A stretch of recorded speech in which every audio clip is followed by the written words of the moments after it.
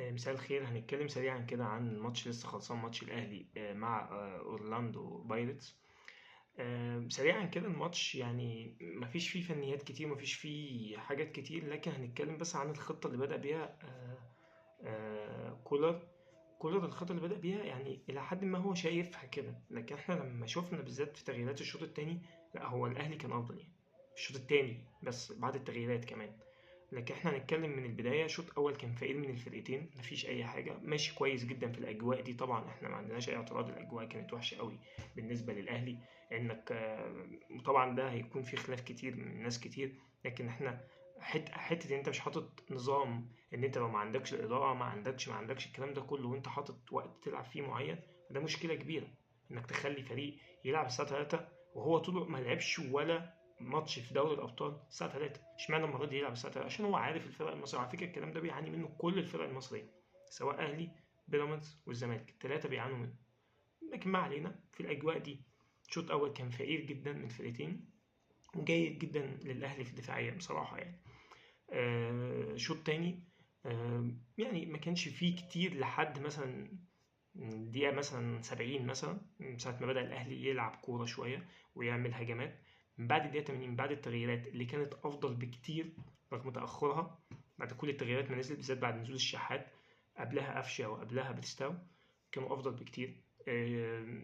قفشة كان كويس جدا، باتستاو كان عايز يثبت نفسه طبعا عشان مشاكله اللي في جنوب أفريقيا، وكان كويس والله مش وحش.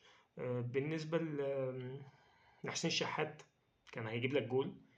طيب ده بالنسبة سريعا عن التغيير، لكن تعال بقى نتكلم في الفنيات اللي حصلت سريعا. برضو الفنيات اللي حصلت: رضا سليم سيء جدا، يمكن هو مش بيلعب في المكان ده كويس، بس هو سيء جدا، سيء سيء يعني. ممكن لعب جيم دفاعي كويس شوية، لكن هو في الطبيعي في الماتش كله كان سيء جدا جدا جدا. بساط غلط كتير، أناني في كورة كده في الدقيقة 70 لم 50 واحد كده، وفي الآخر جاي راح لعبها في ظهره يعني. لا سيء. امام عاشور انا مش شايف ان هو كان ماتشه اصلا يبدا بيه اصلا، كان وحش جدا وغيرته بدري يعني. انت هو وحش وحش وحش وحش يعني. لا كوره صح ولا بصع ولا تفاهم مع اللي انت راميه في الجنب بتاعه اللي هو رضا سليم. الاثنين مفيش تفاهم اصلا، مفيش يعني. هما ما جوش الاثنين اصلا، والتفاهم الاثنين ضايع. فده برضو كان وحش جدا. بنتكلم عن وسام، ما كانش ماتش وسام برضو يعني. وسام في الماتشات دي مثلا، هو انت ممكن نزلته ضغط كتير في الاول، لكن هو مش ماتش وسام. يعني انت لو تاخد بالك ان وسام ما عملش حاجه طول الماتش.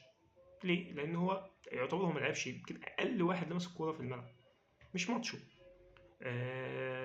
اللعب كله مرمي ناحيه يحيى عطيه الله ورضا سليم. وعشان كده ما شفناش طاهر. ليه؟ لان طاهر انت ما تبصلوش الكوره، وبالتالي هو ما فيش هجمات كتير من الشوط الاول على جنب عمر كمان، فبالتالي انت مش شايفه ده لا دفاعيا. يعني هو ما لعبش وحش، ولكن هو ما لعبش عشان انت مش رامي ناحيته.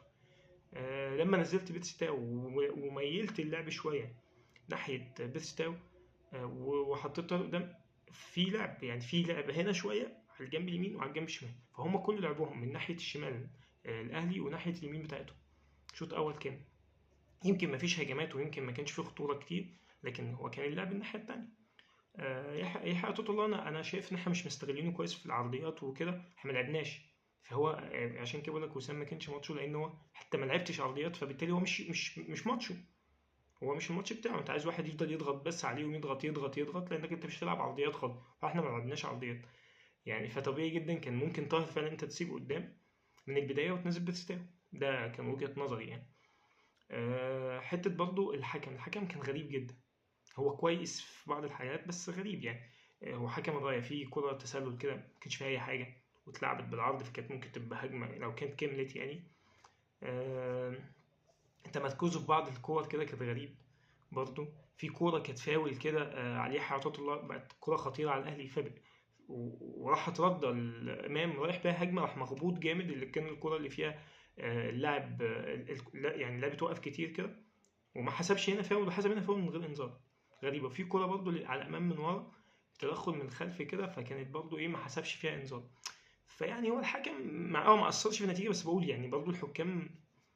انت في ماتش زي ده ممكن في فرقه قدامك بتلعب كوره، فتخيل الاداء كان كده سواء من اللعيبه او من الحكم. ويعني انت اللي بتلعب في جنوب افريقيا هم لعيبه بتلعب كوره كويس، خلي بالك انت بتلعب ماتش فيه ضغط جماهيري وضغط اصلا، واللعيبه بتلعب وحش مثلا، كنت هتلاقي اخطاء كتير طبعا يعني، سواء من الحكم او من اللعيبه يعني. ده برضو اللي احنا شفناه في الماتش. الهجمات من بعد الدقيقه 80 كانت كويسه جدا، في كام هجمه كده كانت ممكن تغير الماتش، عشان كده بقول التغييرات عملت فرق، وكان ممكن حد منهم ينزل اساسي افضل يعني. كان في كوره الشحات كان افضل من رضا طبعا، لما نزل شاط كوره كده كانت ممكن تيجي جول، كانت حلوه جدا. في فاول يحيى حطت الله الحارس مسكها مرتين، في شوطه من ربيعه، في كوره في 95 كده الحكم حسبها، احنا مش عارفين هو حسبها ايه يعني، يمكن في الاخر خلاص مش فارقه معانا، بس عشان بقول لك على مستوى الحكم. هو هو ربيعه بيقلب كوره كده، هو بعيد اصلا، محدش لا شده ولا حد عمل حاجه، هو حسبها على ربيعه، مش عارفين هو حسبها ايه، حتى محدش فاهم هو عمل ايه يعني. لكن الاداء الى حد ما الحمد لله، خرجنا بنقطه في ملعب كده في اجواء شبه دي، فهو نقطه كويسه جدا. الاداء كان في الشوط الثاني كويس جدا، مش وحش. اداره كولر للماتش كويسه، اتعلم من اخطاء ان احنا ما تسيبهمش يشوط كتير، يمكن شوط او اتنين للعشناوي وتعامل معاهم، واحده تعامل جيد والتانيه كانت على مرتين مش مشكله. آه، لكن الى حد ما لا، هو تعامل كولر بمستوى كويس جدا. رغم اختلافي ان هو يبدا بامام ورضا سليم، لكن مش مشكله. نقطه كويسه، هنركز في اللي جاي. آه، انا شايف ان شاء الله يعني ان مستوى المجموعات المره دي احنا اخيرا اول مره تبقى مستواك في المجموعات الى حد ما كويس، وممكن بتلم نقط كويسه اهو. اتمنى ان نكمل. هنتكلم ان شاء الله في فيديو تاني هيبقى طويل بقى، في حلقه مع احمد عادل ان شاء الله، هيبقى بقى عن الاجواء كلها والاهلي والزمالك وترتيباتهم، وبالذات الاهلي لكاس العالم للانديه، الحاجات دي كلها. لكن ده كان رياكت سريع كده عن ماتش اللي لسه خلصانين.